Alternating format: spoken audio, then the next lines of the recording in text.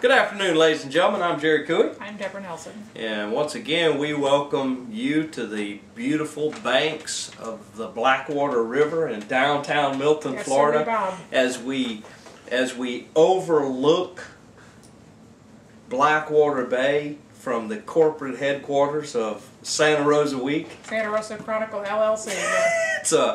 It's just a beautiful building that we have here, Deborah, and to be able Marble columns. to overlook the Blackwater Yeah. Bay, to see downtown Milton. Prime real estate. It's just absolutely prime real estate. Right there on Russell Harbor Landing. Absolutely, you know, we took a little effort, but now that we have our deluxe corporate accommodations Yes. there, you know, it's just a beautiful thing.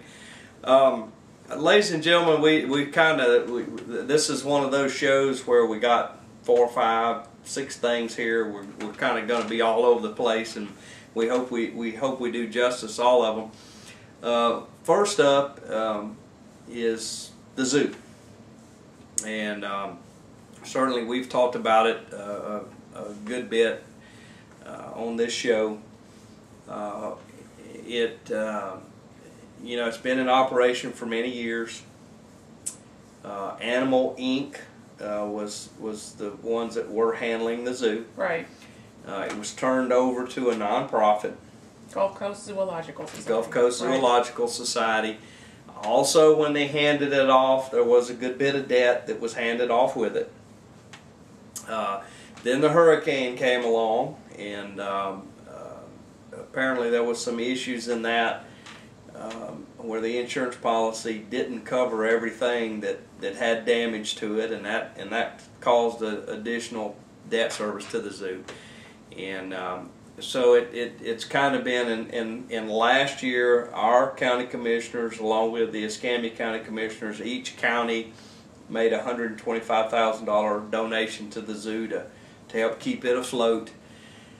And recently we have seen the zoo asking for additional funds. We've also seen them kick around a plan of potentially an MSBU for the residents in either the south end or the whole county. Yes, an MSTU in the south end, MSTU yeah. to subsidize the zoo. You know, you have to understand that the county commissioners, there's no way in the budget that they're in, considering the fact that they're probably going to have to lay people off this year, there's no way that they can give money to the zoo. Right. I mean, you know, you have it. You can love animals all you want to, Right. but there's just no way that they can do that. Even if they personally supported the zoo, it would be irresponsible to give any additional money.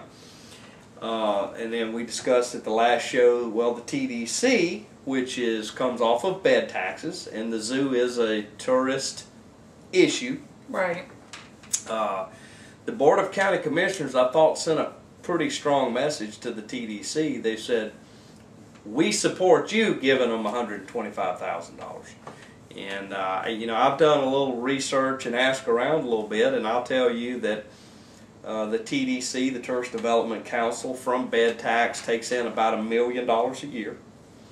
At the present time, they have somewhere close to $2 million in reserves. Some of it spoken for, some of it not spoken for. According to their numbers, they have about 350 or so thousand that would be considered unencumbered funds, and that they could do that. And so they were asked. They've had a preliminary vote. Ladies and gentlemen,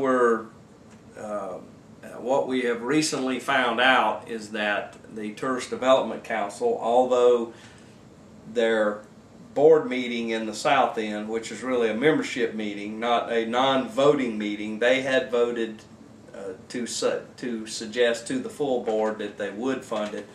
But the TDC, at their regular meeting, has decided not to fund the zoo. Correct. And which that means that there won't be any additional money.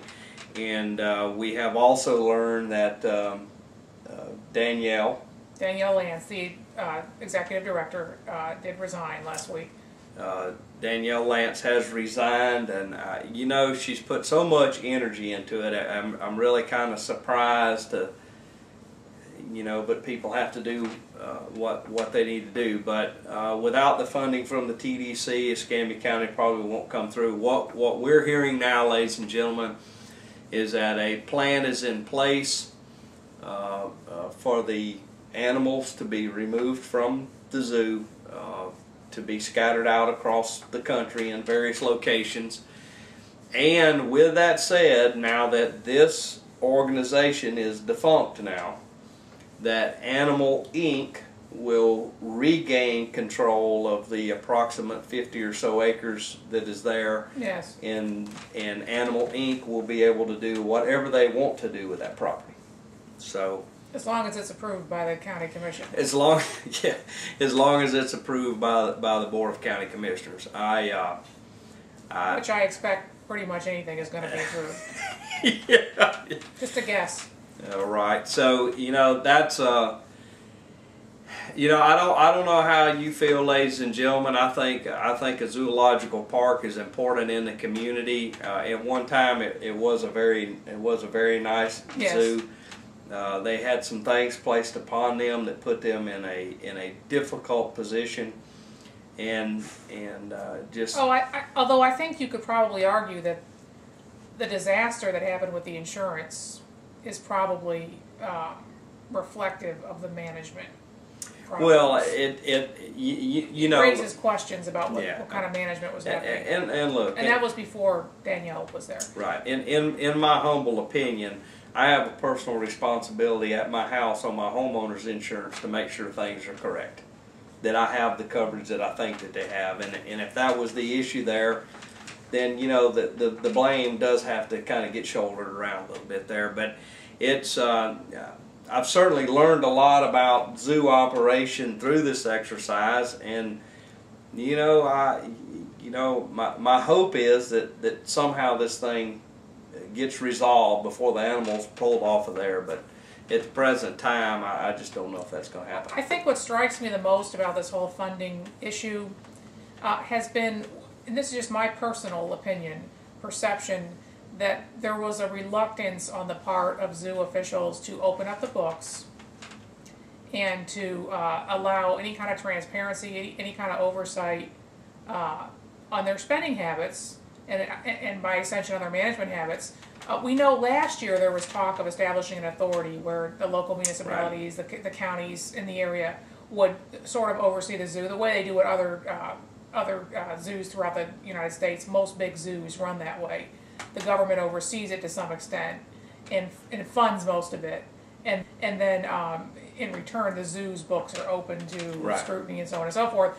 And I just wonder. I mean, I was really surprised to hear that their management was actually suggesting a tax on people in the South End, with no mention whatsoever of any kind of oversight, any right, kind of transparency. I mean, that was I couldn't believe that was the suggestion. I actually went to Danielle myself offline and said, look, you know, I've gone back through the year's worth of records that were available for the zoo, and I saw a great many fairly high-profile people between Santa Rosa, mainly in Escambia County, but some in Santa Rosa County, that had previously been on the board. And one of the suggestions that I made to her is, you got to reach out and touch some of these people again, so that you know, people in the community, you know, like a Rick Alson at the Independent Weekly.